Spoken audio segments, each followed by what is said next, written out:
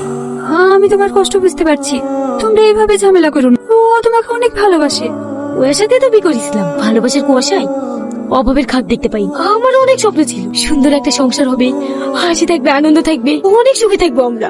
না, সে স্বপ্ন আর স্বপ্ন নাই, আছে শুধু দুঃস্বপ্ন। আমি তো চেষ্টা করছি, দেখবা ও খুব তাড়াতাড়ি চাকরি পেয়ে যাবে, তখন সব ঠিক হয়ে যাবে। চেষ্টা তো আমিও করছি নিজেকে আটকানো, কিন্তু আর পাচ্ছি না। প্রতিদিন একটাই অশান্তি, সকালে উঠে চিন্তা করতে হয় কি খাবো কি পরবো।